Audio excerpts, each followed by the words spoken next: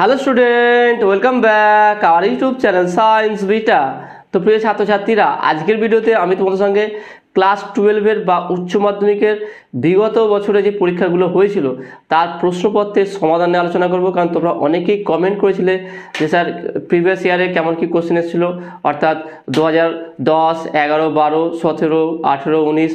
তো এই কোশ্চেনগুলো যে কেমন কোশ্চেন এসেছিলো, সেখানে সমাধান কি, এইগুলো বিষয়ে তোমরা ডিসকাস অনেকে করতে বলেছিলে। তাই আমি তোমাদের জন্য এরকম একটা ভিডিও নিয়ে আসছি। প্রত্যেকটা ইয়ারের যে কোশ্চেনগুলো এসেছিলো তার সম্পূর্ণ সমাধান, একটা এমসিকিউ এর পার্ট যাবে, তারপরে শর্ট কোশ্চেন, তারপরে 2 নম্বরে কেমন কী কোশ্চেন এসেছিলো, সমস্ত বিষয়টাই আমি সব থেকে সহজ করে বুঝিয়ে দেবো।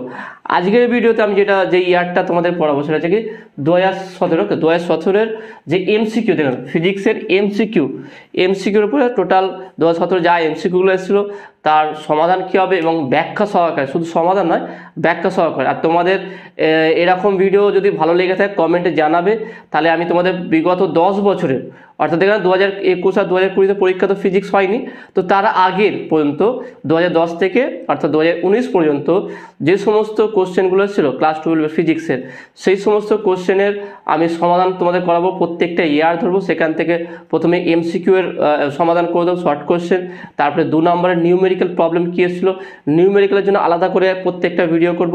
তো আমি এইভাবে তোমাদের পুরো প্রিপেয়ার করতে চাইছি, যাতে করে theory, numerical problem set 1, numerical MCQ এবং প্রিভিয়াস ইয়ারের কোশ্চেনগুলো তোমাদের পরীক্ষার আগে শেষ করে দিতে পারি। তো এরকম যদি ভিডিও চাও তোমরা কমেন্টে জানাবে যে স্যার অবশ্যই আমাদের প্রয়োজন, তাহলে আপনি প্রিভিয়াস ইয়ারের কোশ্চেনগুলো, তারা আমি প্রত্যেকটা ইয়ারের কোশ্চেন ধরে ধরে প্রত্যেক দিন একটা করে ভিডিও আপলোড করবো, যাতে করে পরীক্ষার আগে তোমাদের সিলেবাস শেষ হয়ে যায়। ওকে, তাহলে শুরু করবো আমরা। তার আগে তোমাদের বলে রাখি, তোমরা যারা এখনও পর্যন্ত সায়েন্স বিটা চ্যানেল সাবস্ক্রাইব করোনি, অবশ্যই চ্যানেলটি সাবস্ক্রাইব করবে এবং পাশে থাকা বেল আইকনে প্রেস করবে, ভিডিওতে একটা লাইক দেবে আর বন্ধুদের সঙ্গে বেশি করে শেয়ার করবে। আর তোমাদের যারা ভাই বোনেরা আছে ক্লাস 8, 9, 10-এ পড়ে, তাদেরও যদি সায়েন্স গ্রুপের সমস্যা হয়, তো সায়েন্স বিটারই আর একটা চ্যানেল ওপেন করা হয়েছে, সে অনেক দিন ধরে অলরেডি ওপেন করা আছে, এডু অ্যান্ড কেরিয়ার নামে। এই চ্যানেলে ভৌতবিজ্ঞান, জীবনবিজ্ঞান, গণিত এর উপরে টোটাল ডিটেলসে ক্লাস হয়ে থাকে। অলরেডি অনেকটা ক্লাস করা আছে। যারা যারা এখনও পর্যন্ত এডু অ্যান্ড কেরিয়ার চ্যানেলকে সাবস্ক্রাইব করোনি, অবশ্যই সাবস্ক্রাইব করে নেবে, সাপোর্ট করবে ভালো করে এবং সবার মাঝে শেয়ার করবে, যাতে করে ক্লাস 8, 9, 10 তারাও সায়েন্স গ্রুপটা তাদের কাছে কঠিন না লেগে তারা যেন সহজভাবে ক্লাসগুলো করতে পারে।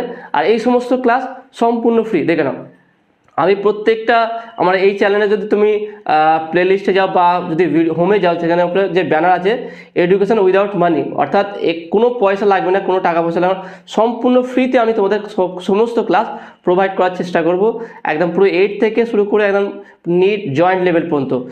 তার জন্য দরকার তোমাদের সাপোর্ট, সেই জন্য তোমরা অবশ্যই সাপোর্ট করবে। সঙ্গে সঙ্গে তোমরা চ্যানেলগুলো শেয়ার করবে, যে ভিডিওগুলো শেয়ার করবে, চ্যানেলগুলো সাবস্ক্রাইব করবে এবং সবাইকে সাবস্ক্রাইব করতে বলবে। ওকে, তো এবার আমরা প্রশ্ন শুরু করব।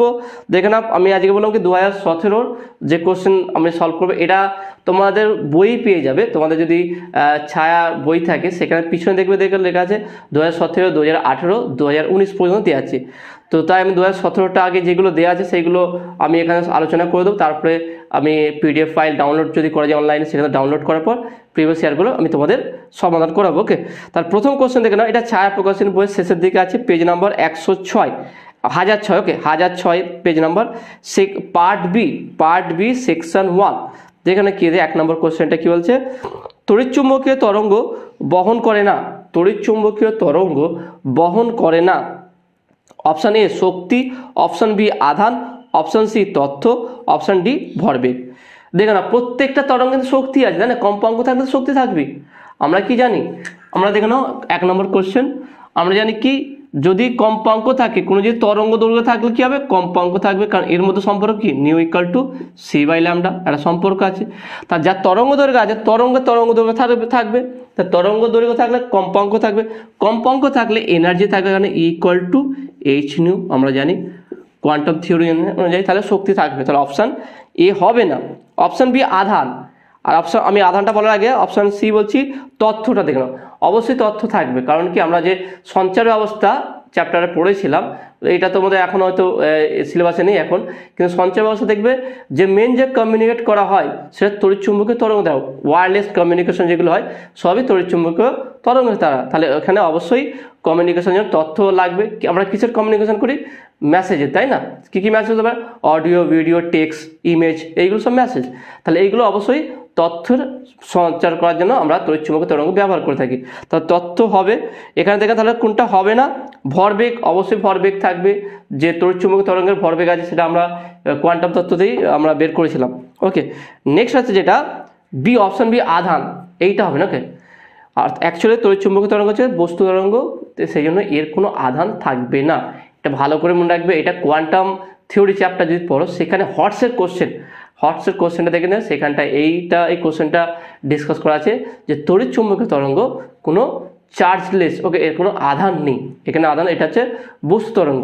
তাহলে option B is a right answer. তাহলে একের অপশন বি, একের আই। ওকে, অপশন বি অর্থাৎ আধান, এটা হবে কি? আধান। তার তড়িৎচুম্বকীয় তরঙ্গের কি থাকে না? আধান থাকে না।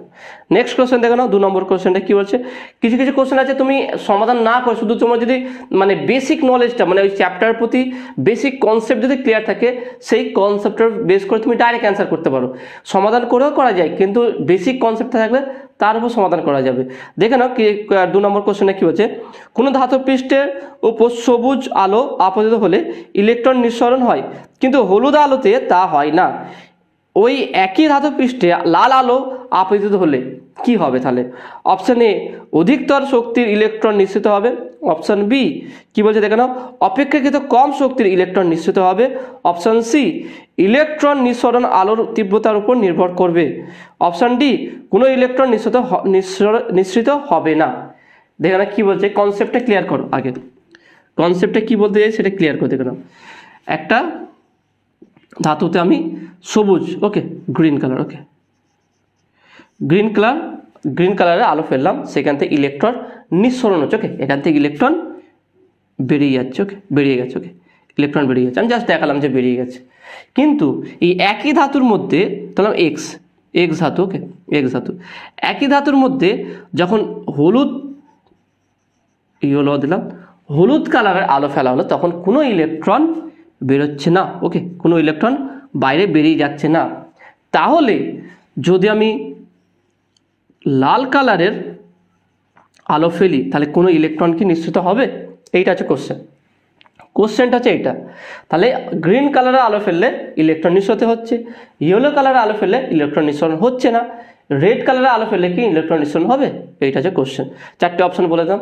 এবার আমরা কনসেপ্ট কি দেখলাম? আমরা কনসেপ্টে কি জানি? আমরা যে যার ফ্রিকোয়েন্সি যত বেশি হবে, যত বেশি ফ্রিকোয়েন্সির কম্পাঙ্কের আলো আমি দেব, সেখান থেকে কি হবে? আমরা ইলেকট্রন নিঃসরণ বেশি হবে। অর্থাৎ ইলেকট্রন নিঃসরণের ব্যাপারটা কি? যদি আমরা ফটো ইলেকট্রিক ইফেক্টটা পড়ি, সেখানে কি ছিল?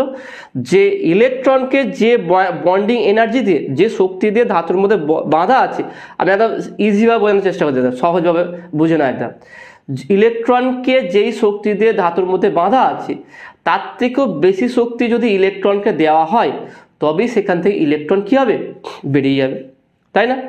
এখান থেকে তাহলে আমি যদি বলি গ্রিন আলো ফেলছি, ইলেকট্রন বেরিয়ে যাচ্ছে, তাহলে নিশ্চয়ই ইলেকট্রনকে যেই শক্তি দিয়ে বাঁধা আছে, তার থেকেও বেশি শক্তি গ্রিন আলোর আছে, সেই কারণে ইলেকট্রন সেই বন্ধন ভেঙে বাইরে বেরিয়ে যাচ্ছে। এবার যখন ওই ধাতুতেই ইয়েলো কালারের আলো ফেলছি বা হলুদ কালারের আলো ফেলছি, তখন ইলেকট্রন বেরোতে পারছে না। তার মানে কি?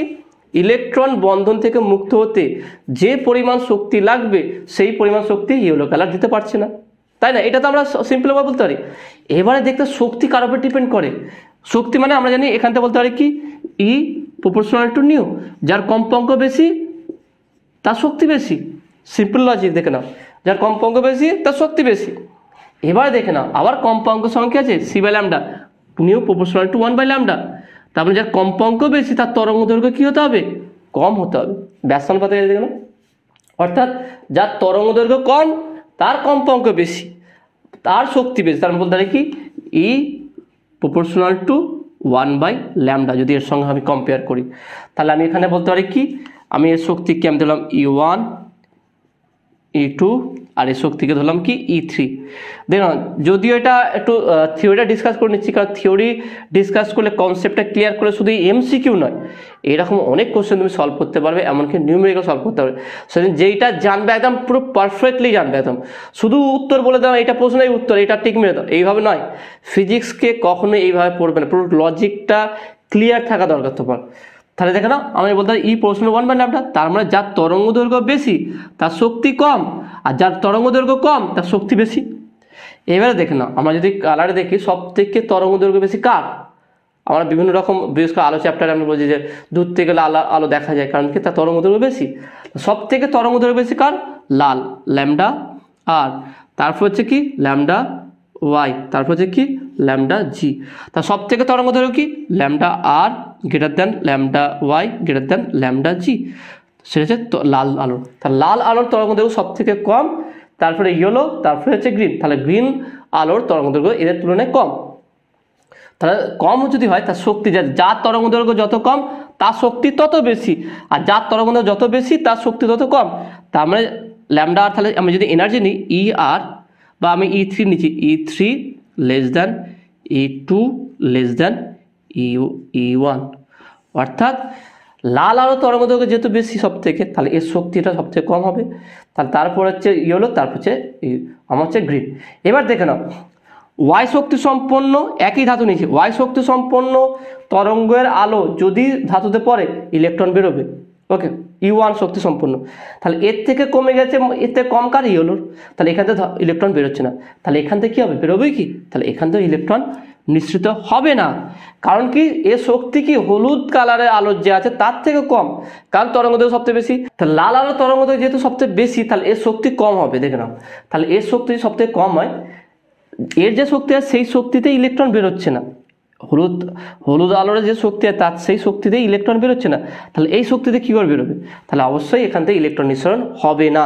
তাহলে অপশনটা কোনটা হবে দেখে নাও, ইলেকট্রন নিঃসরণ আলোর তীব্রতার উপর নির্ভর, এটা হবে না। অপেক্ষাকৃত শক্তি ইলেকট্রন নিঃসৃত, অপশন এ বলছে অধিকতর শক্তি ইলেকট্রন নিঃসৃত হবে।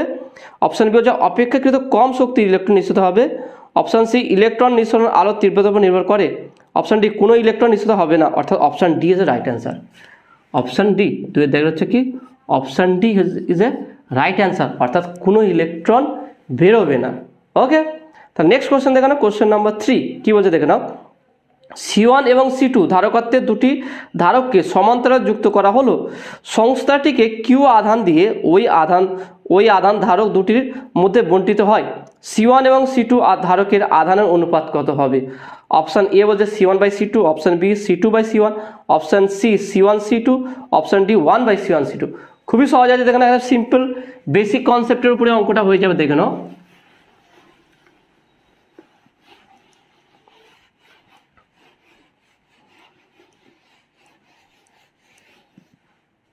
কীভাবে দেখে নাও, দুটো ক্যাপাসিটার আছে, ওকে, C1 C2, এখানে আধান দিয়ে আছে কিউ পরিমাণ আধান সাপ্লাই দিয়ে আছে। তাহলে এই দুটো আধানের অনুপাত কত? তাহলে আমি ধর যেহেতু সমান্তরালে যুক্ত করা আছে, তাহলে সমান্তরাল যুক্ত থাকলে কী হবে? আধান দুটো ডিভাইডেড হয়ে যাবে। ধরলাম এইদিকে Q1 আর এই দিকটা হচ্ছে কি Q2 আধান হচ্ছে, কিন্তু সমান্তরাল সমবায় থাকলে তাদের বিভব কী হবে? সেম থাকবে, তাহলে বিভব V আছে। তাহলে আমরা নর্মালি জানি কি ক্যাপাসিটরের ক্ষেত্রে Q = CV, তাহলে এর ক্ষেত্রে বলতে পারি কি অতএব Q1 = C1 V, যেহেতু পোটেনশিয়াল বা বিভব দুটো সেম আছে, Q2 = C2 V। তাহলে যদি অতএব Q1/Q2 = C1/C2, তাহলে দেখে নাও তাদের আধানের অনুপাত কি হচ্ছে? দুটোর ধারকত্বের অনুপাতের সঙ্গে সমান হচ্ছে, অর্থাৎ option A is a right answer. 3 নম্বর হচ্ছে কি option A is a right answer, C1/C2। দেখেন সিম্পল লজিক, এই যে সার্কিট যেটা কোশ্চেনে বলে সেই আমি সার্কিটটা ড্র করলাম। আধান সমাধান সময় থাকলে বিভাজিত হয়ে যায়, বিভব সেম থাকে দুটোর ক্ষেত্রে। তাহলে আমরা Q = CV জানি, ওকে, তাহলে Q1 = C1/V1, Q2 = C2/V2, তাহলে Q1/Q2 = C1/C2। ওকে, তো আসলে তুমি এটা বুঝতে পেরেছো। নেক্সট কোশ্চেন দেখে নাও, কোশ্চেন নাম্বার 4 কি বলছে দেখে নাও। একগুচ্ছ সমান্তরাল সাদা আলোকরশ্মি প্রিজমের এক তলে আপতিত হলো, অন্য তলে থেকে নির্গত আলোতে ঘটবে কি ঘটবে দেখে নাও। অপশান এ কৌণিক চ্যুতি বিচ্ছুরণ নয়, অপশান বি বিচ্ছুরণ কৌণিক চ্যুতি নয়, অপশান সি বিচ্ছুরণ ও কৌণিক চ্যুতি উভয়, উপরের কোনোটি নয়। কোন অপশানটা সঠিক হবে? অবভিয়াসলি এখানে option C is a right answer, বিচ্ছুরণ ও কৌণিক চ্যুতি উভয় ঘটবে। কিভাবে দেখে নাও, আমি ছবি তোমাদেরকে দেখাচ্ছি, দেখে নাও, খুবই সহজ এটা।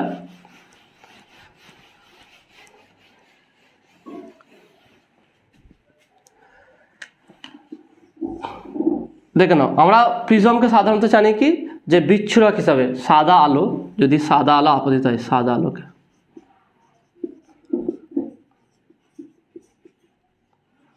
সাদা আলো যদি আপতিত হয় তাহলে এটা কি হচ্ছে বিভিন্ন কালারের আলোতে বিভাজিত হয়, তাই না? 7টা 1 2 3 4 5 6 7 7 রকম কালারের বেনি আসহ কলা, তাই না? 7 রকম কালারে বিচ্ছুরিত হয়ে যায়। তাহলে যেহেতু আলো বিভাজিত হয়ে যাচ্ছে, ভেঙে যাচ্ছে, তাহলে এটা বিচ্ছুরক হিসাবে অবশ্যই বিচ্ছুরক করে প্রিজম। আর একটা হচ্ছে কি কৌণিক চ্যুতি কি করে সেটা দেখতে হবে, সেটা খুব সহজ, আমরা জানি, আমরা এটা প্রিজমের ক্ষেত্রে দেখেছিলাম যে যদি কোনো আলোকে এইভাবে ফেলা হয় তাহলে সেটা এভাবে সমান্তরাল যাবে আর এইভাবে বিভাজিত হবে।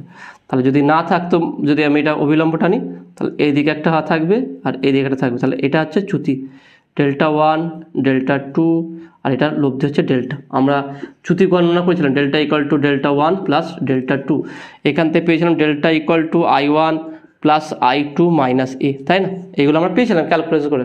তার মানে কি এখানে চ্যুতি আছে, তার মানে চ্যুতিও থাকবে, চ্যুতি প্রিজম কি করে তার কৌণিক চ্যুতিও থাকে আর কি আলোকে বিচ্ছুরিত করে। তাহলে অপশান থেকে নাও অপশান সি বিচ্ছুরণ ও কৌণিক চ্যুতি উভয় করে, অপশান সি। ওকে, চারেরটা হচ্ছে কি option C, option C is a right answer. Prism কি করে বিচ্ছুরিত করে আলোকে আর কি কৌণিক চ্যুতিও হয়। ওকে, নেক্সট কোশ্চেন দেখে নাও, কোশ্চেন নাম্বার হচ্ছে 5। খুব সুন্দর কোশ্চেন আছে, দেখে নাও কোশ্চেনটা কি বলছে। একটি proton 1.5 weber per metre square flux ঘনত্বের চৌম্বক ক্ষেত্রে 2 × 10⁷ মিটার পার সেকেন্ড বেগের ক্ষেত্রের সঙ্গে 30 ডিগ্রি কোণ করে প্রবেশ করে, প্রোটনটিতে ক্রিয়াশীল বল কত হবে? খুবই সহজ, দেখেন অপশানগুলো বলে দিয়ে দেখে নাও। Option A 2.4 × 10⁻⁻14 newton, option B 0.24 × 10⁻12 newton, option C 0.024 × 10⁻24 newton, option D 24 × 10⁻12 newton. তাহলে কিভাবে আমরা অঙ্কটা সমাধান করে দেখে নাও, সিম্পল ফর্মুলাটা জানলে অঙ্কটা হয়ে যাবে। এখানে কি বের হচ্ছে বল বের করতে হচ্ছে, একটা ইলেকট্রন একটা প্রোটন, এখানে ইলেকট্রন নয় প্রোটন, প্রোটন আর ইলেকট্রনের আধান সেম, শুধু পজিটিভ আর নেগেটিভ। তাহলে একটা প্রোটন যদি একটা কোনো চুম্বক ক্ষেত্রের মধ্যে প্রবেশ করে ভি বেগে, তখন তার মধ্যে যে বল প্রযুক্ত হয় সেটা চুম্বক বল। সেই চুম্বক বলটা কি এফ, যদি ভেক্টর আমরা লিখি কিউ ভি ক্রস বি, তাই না? তাহলে এফ ইকুয়াল টু কি হবে, ম্যাগনিটিউড নিলে Q V B sine theta. এর মানগুলো দেখে নাও, প্রোটনের আধান কত 1.6 × 10⁻⁻19, ভি বেগটা কত বলেছে দেখে নাও, বেগটা এখানে বলেছে 2 × 10⁻7, 2 × 10⁻7 ইন্টু বিটা কত বলেছে দেখে নাও, বিটা বলেছে এখানে কত দেখে নাও 1.5 weber into sine 30 degree, sine কত ডিগ্রি বলেছে দেখে নাও, সাইন 30 ডিগ্রি 30 ডিগ্রি বলেছে। তাহলে যদি মানটা বসে দিই সাইন 30 ডিগ্রি মানে কত হাফ, তাহলে আমরা দেখে নাও 1.6 × 10⁻19 প্লাস 7 -19 প্লাস 7, ওকে, ইন্টু 2 × 1.5, ওকে, 1.5 মানে আছে 3/2, ওকে 3/2 আছে। তাহলে একটা কাজ করি, এটা আমরা বসিয়ে দিই, পয়েন্ট তুলে দিলাম, 2 বসে 10 বসে দিলাম, ওকে, এখানে 10 বসলাম, পয়েন্ট তুলে দিয়ে 10 বসে দিলাম, ইন্টু সাইন 30 ডিগ্রি হচ্ছে কি, সাইন 30 ডিগ্রি আমার হচ্ছে কি 1/2 হাফ, ওকে। তাহলে এই দুই কাটবে। এবার এখানে দেখে নাও, আমি যদি দশমিক এখানেও তুলে দিই, এখানে 10 হয়ে যাবে, তাহলে 10 দিয়ে 2 দিয়ে কাটো, 5 দুগুণে 10, ওকে, 5 দুগুণে 10, ওকে, 8 দুগুণে 16, এটা 8 হলো, ওকে। আবার দেখো 5 3 15 হয়ে গেল। তাহলে এখানে কত হচ্ছে দেখেন, নিচে 10 আছে, 10 থাক, কত 3 8 24 দেখেন, 3 8 24, 24 বাই কত 24/10 ইন্টু 10⁻, কত হচ্ছে দেখে নাও -19 প্লাস 7, অর্থাৎ কত হচ্ছে মাইনাস কত হচ্ছে দেখে নাও 7 8 9 2 12। তাহলে এটা আমরা বলতে পারি কি 2.4 × 10⁻⁻12 নিউটন। তাহলে দেখো 2.4 × 10⁻12 নিউটন। ওকে, তাহলে দেখা যাক এখানে অপশনটা কি বলছে। অপশন এ বলছে কি 2.4 × 10⁻14 নিউটন, এটা নয়। অপশন বি কি বলছে দেখে নাও 0.24 × 10⁻12 নিউটন, এটা 0.9 2.4 আছে। নেক্সট 0.024 × 10⁻24, এটাও হবে না। আর 24 × 10⁻12 নিউটন, তাহলে এটাও নয়। দেখেন তাহলে এটা এখানে কোনো অপশানটাই, এখানে যে অপশান চারটে দিচ্ছে এর মধ্যে কিন্তু কোনো অপশানটাই নেই। ওকে, সাধারণত এরকম এমসিকিউ থাকে না যে কোনো একটা অপশান থাকে বা অপশান ডি থাকে কোনোটি নয়, তিনটে অপশান দিয়ে দেয়। অপশানগুলো কেমন দিয়ে দেয় দেখলাম, তিনটে অপশান বলে দেয় আর একটা হচ্ছে কোনোটি নয়, হয় সেটা চলে আসবে, না হলে যে কোনো একটা অপশান মিলে যাবে। তো এখানে কোশ্চেনটা এরকম অপশান সাধারণত থাকে না, তবে এখানে দেখে নাও অ্যান্সারটা এটাই হবে, এর মধ্যে কোনো অপশানটাই হবে না। ওকে, নেক্সট কোশ্চেন দেখে নাও 6 নম্বর কোশ্চেনটা, কোনো ট্রানজিস্টারের বিটা ইকুয়াল টু 100 হলে আলফার মান কত হবে? খুবই সহজ, সিম্পল যে ফর্মুলা আছে, alpha equal to beta by 1 plus beta, তাই না? আলফার মান অলওয়েজ লেস দ্যান 1, আলফার মান 1-এর থেকে সর্বদা কম হবে। সিম্পল লজিক দেখে নাও, আলফার মান 1-এর থেকে কম হবে আর বিটা মান 1-এর থেকে অনেক বেশি হবে, যেমন 50, 100, 150 এরকম মান হয়। তাহলে আমরা এখানে ডাইরেক্ট উত্তর দেখেও অ্যান্সার বলতে পারি, যে অপশানগুলো দেওয়া আছে সেখান থেকে অ্যান্সারটা বলে দিতে পারি। যে দেখেন অপশানগুলো, option A 0.99, option B 1.01, option C 100, option D হচ্ছে 0.01।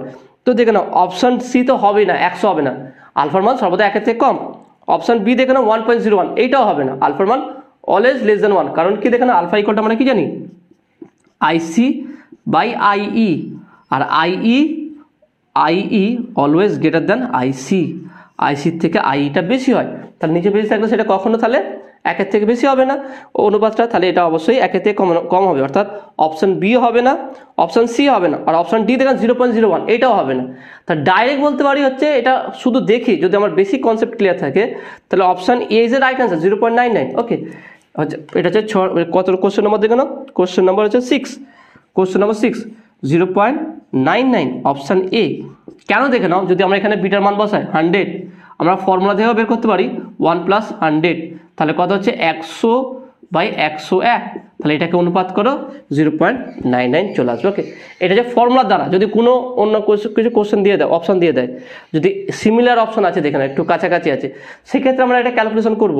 কিন্তু যদি এরকম অপশান দিয়ে দেয় একদম পাতি ডাইরেক্ট দেখি আমরা অ্যান্সার বলতে পারবো, সেটা হচ্ছে কি আমাদের বেসিক কনসেপ্ট অনুযায়ী, সেখান থেকে তাহলে আমরা ক্যালকুলেশন না করে ডাইরেক্ট মান বসাবো। আমরা জানি যে আলফার মান কখনো 1-এর থেকে বেশি হবে না, আবার 0.01ও হবে না, আবার 100 তো হবেই না, তাহলে অবশ্যই 0.99, 0.86, 0.98 এরকম কাছাকাছি মানটা হয়। ওকে, তো আসলে তুমি এটা বুঝতে পেরেছো। নেক্সট কোশ্চেন দেখে নাও 7 নম্বর কোশ্চেনটা কি বলছে, দুটি পরিবাহের তারের দৈর্ঘ্য, ব্যাসার্ধ, রোধাঙ্কের প্রতিটির অনুপাত 1:3, অপেক্ষাকৃত সরু তারটির রোধ 10 ওহম হলে অন্যটির রোধ কত হবে?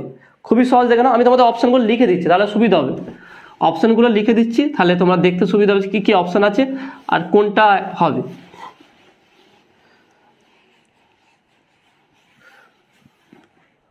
তাহলে কোশ্চেন নাম্বার এটা আছে কি, question number 7, question number 7। Okay, অপশানগুলো দেখে নাও কি বলছে। Option A, option A, option A বলছে দেখে নাও 40, 20, 10, 5। Okay, 40 ohm, option B 20 ohm, option C 10 ohm, option D 5 ohm. Okay, বলছে কি দুটো রেজিস্ট্যান্স বলেছে, দুটো রেজিস্ট্যান্স আছে, তাদের দৈর্ঘ্য আমি তাহলে লিখছি এখানে, এর রোধ R1, রোধাঙ্ক ρ1, দৈর্ঘ্য L1, ওকে, ক্ষেত্রফল A1, এটা R2, ρ2, L2, A2। এখানে কি বলে দেখে নাও, দুটি পরিবাহের তারের দৈর্ঘ্য, ব্যাসার্ধ আমরা পাই R1 স্কোয়ার করতে পারবো, তাহলে R1 = ρ1 L1 by pi R1 square, R2 = ρ2 L2 by pi R2 square. Okay, এদের দেখে নাও দৈর্ঘ্য, ব্যাসার্ধ আর রোধাঙ্ক সব অনুপাত সেম যদি বলে দেয়, যদি এই R1/ρ2, L1/L2, R2/R1 এদের অনুপাত সবার সেম আছে, তাহলে ভাববে দুটো রোধও সেম হবে।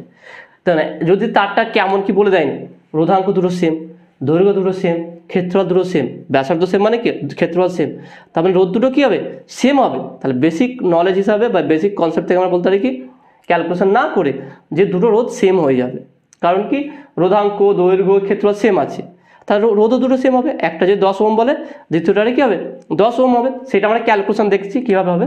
তাহলে R1 by R2 equal to ρ1 L1 by pi R1 square divide by ρ2 L2 pi R2 square. তার মানে এটা অনুপাত করলে কী হবে দেখে নাও, ρ1 by ρ2 into L1 by L2 into R2 by R1 তার হোল স্কোয়ার। এইটা হবে দেখে নাও, দেখে অনুপাত করলে এইটা আসবে ρ1 বাই ρ2 L1 বাই L2, এইটা যেহেতু 1 বাই আছে তাহলে এটা উল্টে যাবে R2 square by R1 square, আর পাই পাই তো কেটে যাবে, এই পাই কাটবে।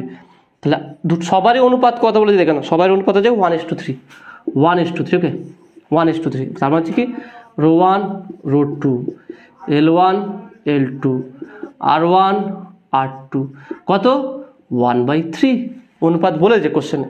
তাহলে কোন অপশানটা হবে দেখে নাও। তাহলে আমরা যদি মান বসে দিই 1/3 into 1/3 into R2 by R1 by R2 যদি 1/3 হয় তাহলে R2 বাই R1 উল্টে যাবে 3/1 তার স্কোয়ার। তার মানে কত হচ্ছে দেখে নাও 1/3 3 9 9 ইন্টু 3 স্কোয়ার 9 কাটলো কত হচ্ছে 1। তার মানে R1 by R2 equal two 1। তাহলে R1 ইকুয়াল টু R2। তাহলে একটা রোধ যদি 10 ওহম বলে তাহলে আর একটা রোধ কত হবে 10 ওহম হতে, অর্থাৎ R2 ইকুয়াল টু 10 ওহম যদি হয় তাহলে R1 ইকুয়াল টু কত হবে 10 ওহম। তাহলে অপশান কোন অপশানটা সঠিক হবে দেখে নাও, option C, option C is a right answer. Okay, তাহলে আমার এটা হচ্ছে কি অপশান সি 10 ওহম। যদি তাদের দৈর্ঘ্য রোধাঙ্ক ক্ষেত্রফল সেম হয়ে যায় তাহলে তাদের রোধও সেম হয়ে যাবে। ওকে, নেক্সট কোয়েশ্চেন দেখা যাক। নেক্সট কোয়েশ্চেন কি আছে 8 নম্বর কোয়েশ্চেনটা, একটি তেজস্ক্রিয় মৌল 2টি আলফা কণা ও 3টি বিটা কণা নিঃসরণ করে, নতুন মৌলের পারমাণবিক সংখ্যা Z ও ভর সংখ্যা A এর মান হবে। নতুন মৌলের কী হবে দেখ, খুবই সহজ সিম্পলভাবে আমরা বলতে পারি দেখে নাও। তেজস্ক্রিয়তা যদি আমাদের বেসিক কনসেপ্ট ক্লিয়ার থাকে, এটা তাছাড়া আমার ক্লাস 10-এ এগুলো পড়ানো হয়েছে। কোনো একটা পরমাণু থেকে একটা আলফা কণা বেরিয়ে গেলে কত প্রোটন সংখ্যা কমে, কতটা ভর সংখ্যা কমে, এগুলো সব আমাদের জানা আছে। সেই নলেজ হিসাবে আমরা সেই কনসেপ্ট হিসাবে আমরা এখানে করতে পারি। তাহলে এখানে একটা মৌল আছে, কোশ্চেন নাম্বার কত আছে, কোশ্চেন নাম্বার 8। একটা মৌল আছে যার প্রোটন সংখ্যা Z, ভর সংখ্যা A। তাহলে এখান থেকে কি বেরিয়েছে দেখে নাও, দুটো আলফা পার্টিকেল। ওকে, দুটো আলফা পার্টিকেল। তাহলে একটা আলফা পার্টিকেল বেরিয়ে গেলে প্রোটন সংখ্যা কমে কত 2 আর ভর সংখ্যা কমে কত 4। ওকে, কারণ কি একটা আলফা পার্টিকেল হচ্ছে দ্বি-আয়নীয় হিলিয়াম কণা, হিলিয়াম হচ্ছে কি 2 4 আছে, তার দুটো প্রোটন কমে যাবে আর 4টে ভর সংখ্যা কমবে। আর একটা বিটা কণা বেরিয়ে গেলে কিছু ভর সংখ্যার কোনো পরিবর্তন হবে না, কারণ বিটা হচ্ছে অ্যাকচুয়ালি ইলেকট্রন। তাহলে ইলেকট্রন যদি একটা বেরিয়ে প্রোটন সংখ্যা একটা বাড়বে, তার জেডটা কী হবে +1 হবে। ওকে, একটা বেরিয়ে যাবে। তাহলে এখান থেকে কী বলছে, প্রথমে কি দুটো আলফা কণা, তারপরে একটা বিটা কণা, 3টে বিটা কণা বেরিয়েছে। ওকে, তা দুটো যদি আলফা কণা বেরিয়ে যায়, ধরলাম দুটো আলফা কণা বেরিয়ে গেছে, এটা তাহলে অন্য একটা মৌলের রূপান্তর হয়ে যাবে। ধরলাম ওয়াই, তাহলে Z-2 A Z-2 হবে না, দুটো বেরিয়েছে, একটা বেরিয়ে গেলে 2 কমে, দেখেন একটা বেরিয়ে গেলে 2 কমে, তা দুটো বেরিয়ে গেলে 4 কমবে, তাহলে Z-4 আর A মাইনাস একটা আলফা কণা বেরিয়ে গেলে 4 কমবে ভর সংখ্যা, তাহলে দুটো বেরিয়ে গেলে 4 × 8, তাহলে 8 হয়ে যাবে। ওকে, তারপর এখানে কি আছে 3টে বিটা, আমি ধরলাম এটা নতুন একটা মৌল হবে, সেটাকে আমি পি ধরলাম। ওকে, তো পি ধরলে তো বলা যেতে পারে ফসফরাস কি, আমার দরকার নেই, ডাইরেক্ট আমি এটাকে এ ধরলাম, বা এ না ধরেও একটা অন্য একটা মৌল ধরে নিচ্ছি, যে কোনো একটা মৌল। ওকে, XY আমি এটা Z ধরলাম, চলো Z হলো। ওকে, তাহলে 3টে বিটা কণা বেরিয়ে যায়, তাহলে বিটা কণা বেরিয়ে গেলে ভর সংখ্যার কোনো পরিবর্তন হয় না, তাহলে A-8 থাকবে ভর সংখ্যা। প্রোটন সংখ্যা দেখে নাও, একটা বেরিয়ে গেলে প্রোটন সংখ্যা একটা বাড়ে, তার 3টে বেরিয়ে গেলে 3 বাড়বে, তাহলে Z-4 + 3, তাহলে অ্যাকচুয়ালি হবে কত দেখে নাও, মৌলটা দাঁড়াবে কি, তাহলে Z-8 Z-1 এইটা। তাহলে নতুন যে মৌলটা হবে তার প্রোটন সংখ্যা, ভর সংখ্যা, পরমাণু সংখ্যা কত হবে দেখে নাও, অপশান এ বলছে দেখে নাও, অপশান এ আমি লিখছি, অপশানগুলো দেখে নাও, অপশান এ বলছে দেখে নাও, এখানে ব্র্যাকেট হিসাবে দিয়ে দিয়েছে A+ দেখে নাও, A+5 Z-1, A+5 Z-1, এটা অপশান বি। ওকে, অপশান কি বি কি বলছে দেখে নাও, অপশান বি বলছে কি A-5 Z+1, A-5 Z+1 option C কি বলছে দেখে নাও, a-8 আর a-8 আর z-1। অপশন ডি কি বলছে দেখে নাও, a-8 z+1, a-8 z+1। তাহলে আমরা কি পেলাম দেখে নাও, a-8 z-1, অর্থাৎ option C is a right answer. তাহলে এটা হচ্ছে কি আরেকটা অপশন সি হচ্ছে সঠিক উত্তর। দেখে নাও কীভাবে করলাম, এগুলো নর্মালি ক্লাস 10-এ এগুলো সব করানো থাকে, এটা খুব সহজ কোশ্চেন। তো নেক্সট কোশ্চেন দেখে নাও, কোশ্চেন নাম্বার 9 নম্বর কোশ্চেন কি বলছে, 2 কুলম্ব তড়িৎ আধানের ইলেকট্রনের সংখ্যা হবে, 2 কুলম্ব তড়িৎ আধানের ইলেকট্রনের সংখ্যা হবে কত দেখে নাও। খুবই সহজ, এটা আমরা বলতে পারি কি বেসিক যে ফর্মুলা আছে সেই ফর্মুলা থেকে আমরা এটা বলতে পারি অ্যান্সারটা।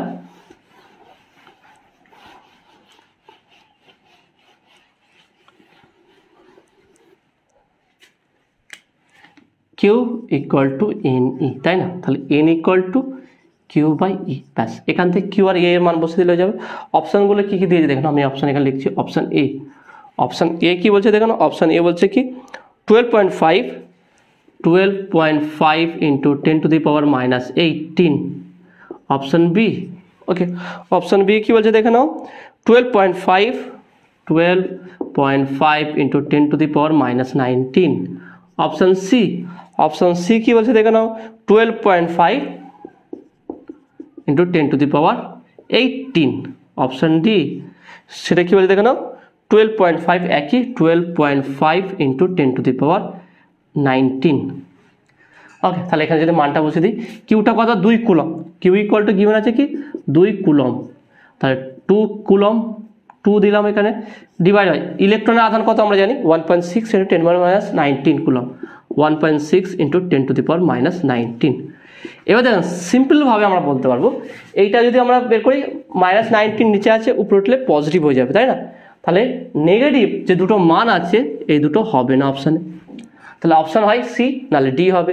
তাহলে এটাকে যদি তুমি ক্যালকুলেট করে দেখবে, এটা ক্যালকুলেট করলে আসবে 12.5 ইন্টু 10⁻18।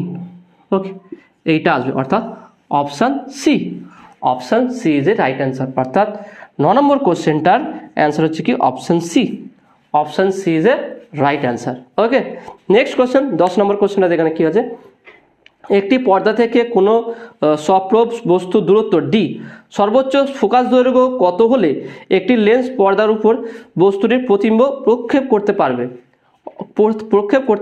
ওকে পারে। ওকে, অপশান এ বলছে দেখেন D/4, option B D/2, option C D, option D 4D। খুবই সহজ কোশ্চেন আছে, দেখে নাও।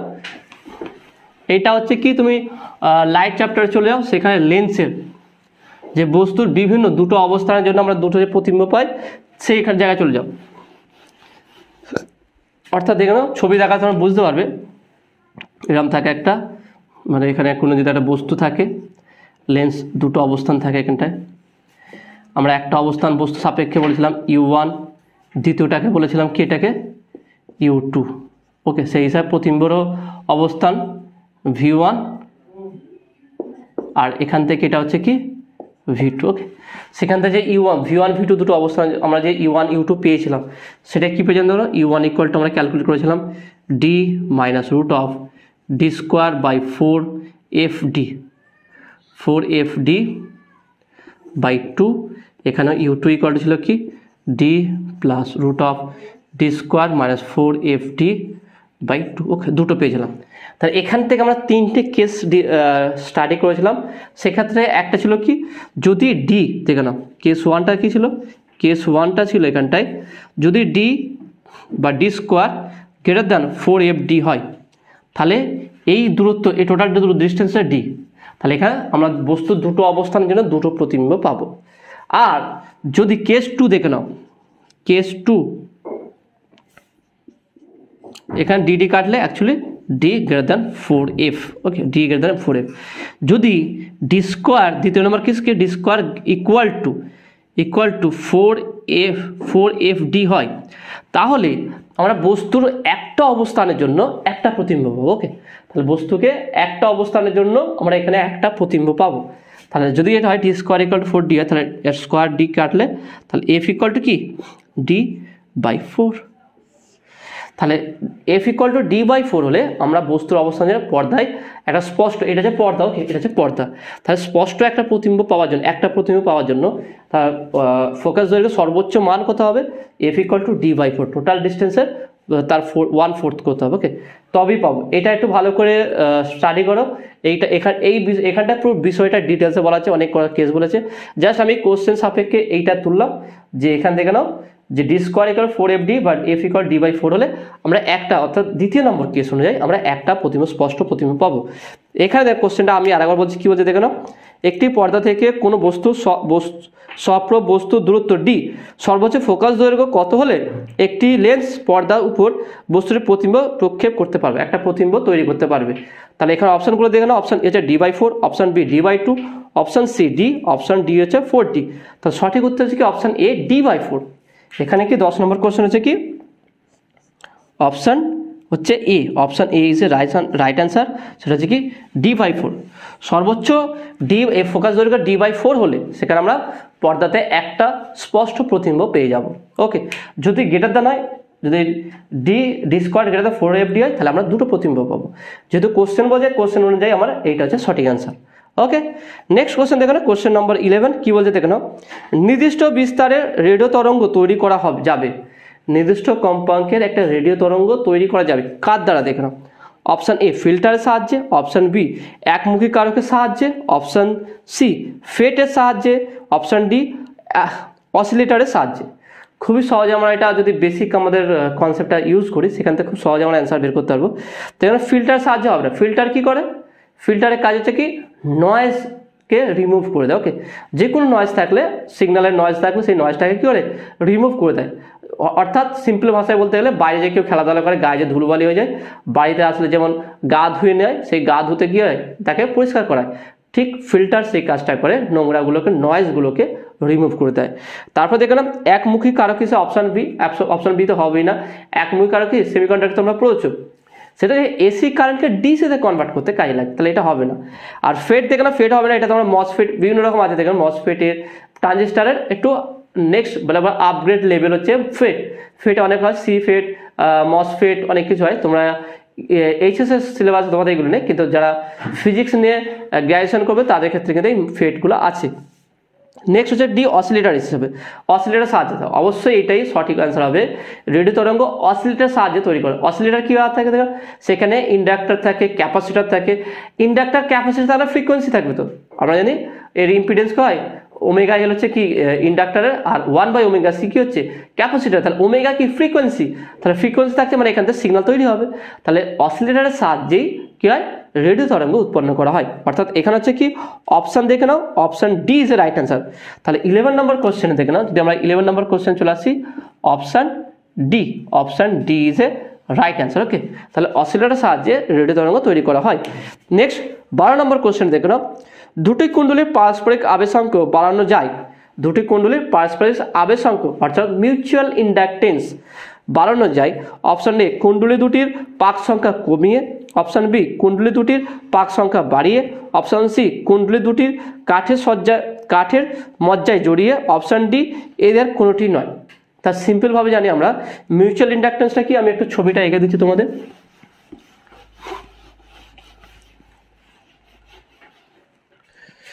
মিউচুয়াল ইন্ডাকটেন্সটা কি দেখে না, ওকে, এটা হচ্ছে আমার মিউচুয়াল ইন্ডাকটেন্স এম। তাহলে এই মিউচুয়াল ইন্ডাকটেন্সকে আমরা কীভাবে বৃদ্ধি করি, এটা আমরা অনেকভাবে বৃদ্ধি করতে পারি। একটা হচ্ছে প্রবাহ মাত্রা বাড়িয়ে, আর একটা যে এখানে হচ্ছে কি, আর একটা হচ্ছে কি বলতে পারি আমরা এখানটায় যে পাক সংখ্যা আছে, কয়েলের যে পাক সংখ্যা আছে, সেই কয়েলের পাক সংখ্যা বাড়িয়ে, তার পাক সংখ্যা বাড়িয়েও এখানে বৃদ্ধি করা যায়, পারস্পরিক আবেশ সংখ্যা বাড়ানো যায়, আর প্রবাহ মাত্রা বাড়ালেও এটা বাড়ানো যায়। তাহলে এখানে অপশানটা দেখে নাও, অপশান হচ্ছে কি option B, option B is a right answer.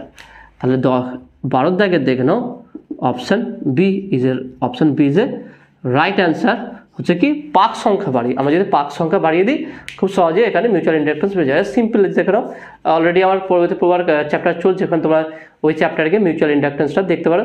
আমার তড়িৎচুম্বকী আবেশ চ্যাপ্টারটা কমপ্লিট করা হয়ে গেছে, ওই চ্যাপ্টারে গিয়ে তোমরা এই বিষয়টা একটু দেখে নিতে পারো, ওকে। নেক্সট কোশ্চেন দেখে নাও, কোশ্চেন নাম্বার 13 কি বলছে দেখে নাও, এল এবং আর দ্বারা যথাক্রমে আবেশক ও রোধকে প্রকাশ করা হলে L/R এর মাত্রা কি হবে? L/R এর মাত্রা সময়ের মাত্রা, সিম্পল ভাবে বলতে পারি আমরা এটা সময়ের মাত্রা, একদম বেসিক থেকে আমরা এটা বলতে পারি L/R এটা হচ্ছে সময়ের মাত্রা। তাহলে অপশন এ দেখো না m0 l0 t0 এটা হবে না। Option B m to the power 0 l to the power 0 t to the power 1 এটাই সঠিক উত্তর হবে। Option C m square l0 t square এটাও হবে না। অপশন ডি দেখে নাও m to the power 1 l to the power t to the power 2 এটা হবে না। এবারে আমি যে বললাম ডাইরেক্ট সময়ের মাত্রা কীভাবে দেখো এগুলো তোমরা যদি ক্যালকুলেশন করে থাকো তোমরাও ডাইরেক্ট বলতে পারবে, এটা খুব সহজে আমরা প্রমাণও করতে পারি। দেখো বিভিন্নভাবে প্রমাণ করেছে, শুধু একভাবে নয়, আমরা বিভিন্নভাবে প্রমাণ করতে পারি। যেমন কি আমরা জানি E = L di/dt, এটা তো জানি আমরা সেলফ ইন্ডাকটেন্সের ক্ষেত্রে দেখেছিলাম। আবার কি আমরা জানি E = IR, এটা কি থেকে বলতে পারি? এটা ওহমস ল থেকে। দুটোকে যদি ইকুয়াল করি I = IR = L di/dt, তাহলে L/R তাহলে I/di/dt, তাহলে এটা যদি উল্টে দিই I × dt/di, তাহলে এদের মাত্রা দেখে নাও আয়ের মাত্রা সেম, দেখুন আয়ের মাত্রা ডি এর মাত্রা, এটা তো কারেন্টের, তাহলে প্রবাহ মাত্রা সেম। তাহলে আমরা যদি প্রবাহের মাত্রা বের করতে যাই তাহলে L/R = কারেন্টের মাত্রা এ, এইটাও কারেন্ট এরও মাত্রা এ ইন্টু সময়ের মাত্রা সেকেন্ড বা ক্যাপিটাল টি, এটা কাটলো তাহলে হচ্ছে ক্যাপিটাল টি। তাহলে অ্যাকচুয়ালি L/R এর মাত্রা কি? সময়ের মাত্রা। তাহলে এটাকে আমরা সাজিয়ে লিখতে পারি কি m to the power 0 l to the power 0 t to the power 1 এইভাবে লিখতে পারি। ওকে, তাহলে দেখতে পেলাম আমরা যে L/R এর মাত্রা হচ্ছে কি সময়ের মাত্রার সঙ্গে সমান হবে, অর্থাৎ অপশনটা দেখে নাও অপশন বি। 13 নম্বর কোশ্চেনটা কি? Option B is a right answer. Okay, next question দেখো, এটা তোমরা অন্যভাবেও প্রমাণ করতে পারবে যে এনার্জি দিয়ে, কৃতকার্য দিয়ে। আমি তোমাদের একটা এক্সাম্পল দেখাচ্ছি। W = আমরা জানি কি ½ Li², ওকে এইটা। আবার আমরা জানি কি W = কি V², ওকে V²T/R, এই দুটোকে কম্পেয়ার করেও তুমি সময় বের করতে পারবে। ওকে, তোমরা চেষ্টা করো এটা নিয়ে, এই দুটোকে ইকুয়াল করে। এটা একটু বড় হয়ে যাবে, এটা আরও ইজি আছে, তো এটাও তোমরা ট্রাই করে দেখবে বের করা যায় কি, বিভিন্নভাবে তোমাকে বের করতে হবে। নেক্সট কোশ্চেন দেখে নাও, question number 14, last MCQ question. I ampere তড়িৎবাহী L মিটার দৈর্ঘ্যের একটি ঋজু পরিবাহীকে বাঁকিয়ে অর্ধবৃত্তাকার করা হলো। অর্ধবৃত্তের কেন্দ্রে চৌম্বক ক্ষেত্র হয় option A π²I/L × 10⁻⁷, option B πI/L × 10⁻⁷। আমি এটা লিখে দিচ্ছি অপশানগুলো যাতে করে তোমরা সহজে বুঝতে পারো।